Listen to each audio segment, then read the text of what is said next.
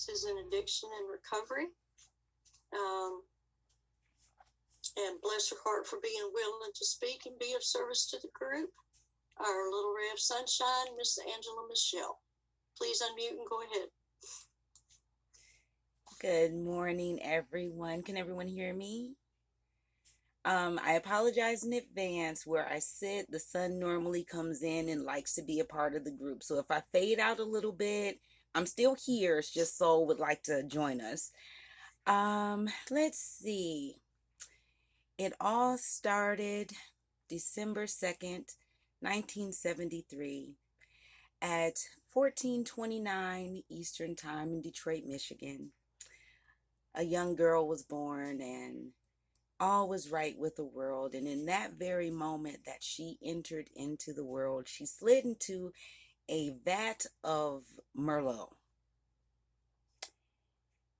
And if that sounds ridiculous to you, that's basically how my recovery has gone from the time that I started.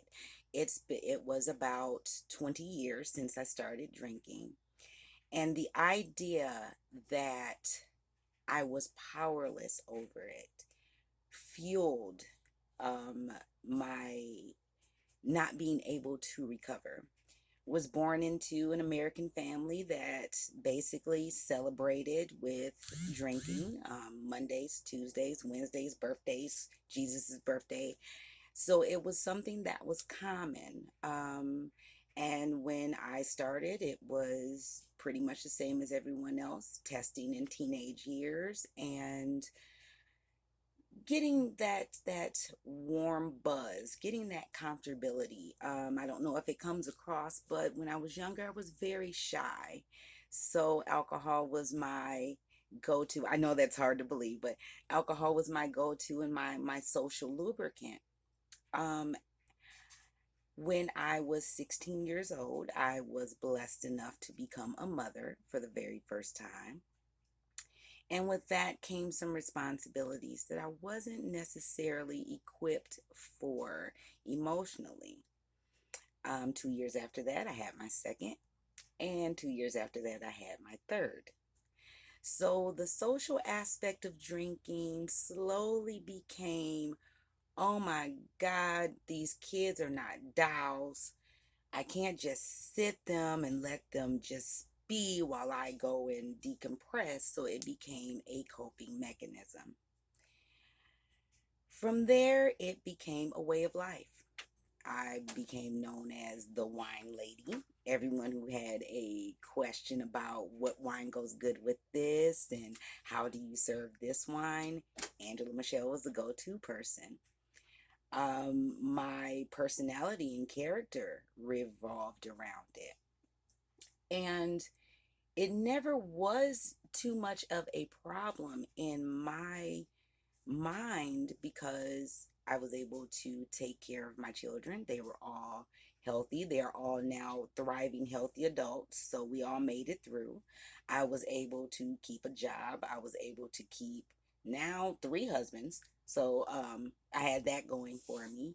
And there weren't any major mishaps in my life up until that point that you would consider would be part of an alcoholic's life. No major medical mishaps, no driving mishaps, no run-ins with the law or anything like that. Fast forward to 2015. I was living in Toledo. I had just started my very first adult job. And when I say adult job, it was one that came with a company credit card. I don't know what a customer service agent needs with a company credit card, but I wasn't going to turn it down. It was a very major international company. And we were tasked with taking over the customer service. They were rebuilding the customer service department and moving it from Illinois to Toledo. So I was one of the third hired to this brand new team.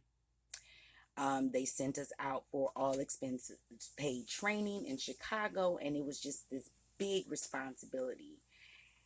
And within that first week of training, I think the third day, I had to call in because I was too hungover to make it. That was the first inkling that maybe it was a problem. Fast forward, kind of settled in with the job, and my second husband had passed away a couple of years before, and we were taking a trip up for his memorial. And it was my current husband and my youngest son, who at the time was 14. We ended up locking the keys in our vehicle and had a locked in the car party. The keys were locked in the trunk, so we were able to get into the car, but we weren't able to go anywhere. So we had a locked in the car party. There was copious amounts of wine. My husband had his beer, and once we were finally able to get onto the road, calamity happened. I spent my first time in a luxurious county-sponsored women's day spa. That was red flag number 2. Fast forward a little bit, we're in Phoenix. My company that grand adult responsibility relocated us, all expenses paid, to Phoenix, Arizona, where my mother resides. Hadn't seen my mother in about 5 years. So with, on top of carrying the responsibility for the job, relocating from the Midwest to out West for the first time in my life, I drank myself into losing that job, losing my house, losing the car, losing my child.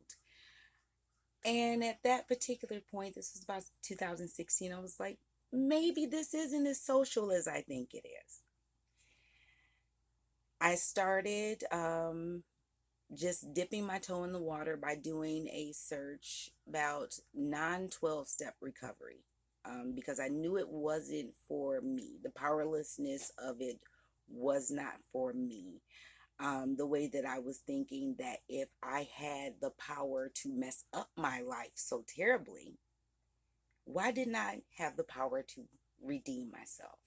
So I found Smart Recovery, and that worked because it was more, I'm a cerebral person, and I have to believe that there's something behind the reasons why I do things in order for me to correct them. So I found Smart Recovery, and that worked for me for about a year. I spent a year sober, not picking up. At that particular point, we were going through the custody thing with my son, and my son at 15 decided, I don't trust you anymore.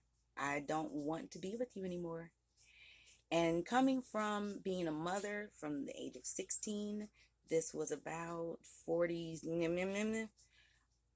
that devastated me. And my whole purpose for not picking up at that time was to get my son back.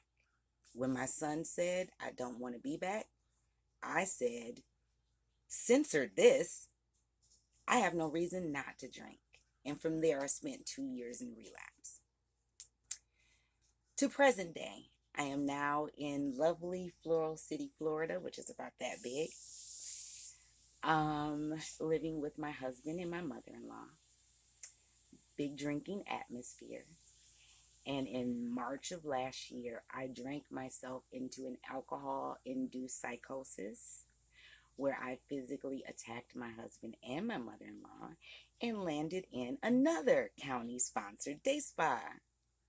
It was at that point that I realized drinking is not for me. It was taking me out of the character that I know myself to be and creating this whole other entity that is not me. That is when I found you lovely people. I had researched Recovery Dharma a couple of times, but the Buddhist part of it kind of was heavy. I thought that you had to be Buddhist, or you had to have a grasp of the Buddhist principles, and you had to be, all of that. And I wasn't quite there. I am spiritually identified as a witch or a pagan. So I thought those two kind of clashed. My last drink was on my father's birthday last year, July 5th, 2020. I had kind of fallen out with going to smart meetings because that's when the social unrest came. And for as helpful as the tools are, the atmosphere of some of the meeting attendants wasn't exactly welcoming. I don't know if you guys, if this comes through over camera, but I'm a little bit black. And so I did not find that identity component.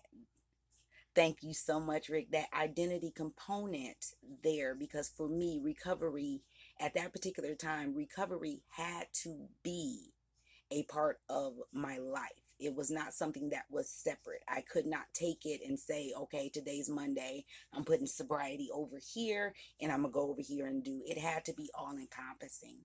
So with everything going on with the social unrest and all of that, I wasn't feeling that there. So I needed something more. So I just so happened to log in, look through the list and found you guys, and I sat and listened, and it was so, it was home in a sense that I did not think that I would ever feel.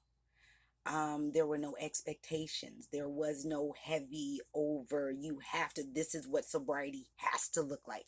You have to do it this way. You have to meditate this way. You have to, it was just come as you are, be who you are, and it's all good.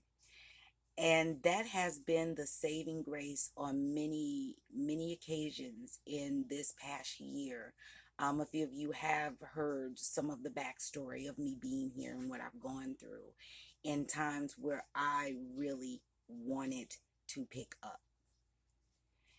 And even if it was just sitting and seeing all of your faces or hearing, you know, that I'm not alone, that you guys feel and experience the same thing, that saved me from picking up. A part of my practice with my altars is some of my ancestors require a libation. I have gone the route of making it physically impossible for me to drink so that I don't do it. And you guys have given me the strength to do that and still be able to practice. So that in a nutshell has been my experience. You guys are a very, very integral part. That's why I'm here. I had to take a break a couple of months ago because I was in recovery burnout. I was doing too much, but you guys are a major start. That's why I'm here every morning, whether I'm smiling, laughing, not feeling so fresh, you know, not wanting to get out of bed. My bed is right there. Normally my husband is there and he's snoring and I'm like, but I'm here anyway. And I just want to thank you all. And if I may impart just one bit of wisdom, is sobriety looks like whatever it looks like for you in each moment.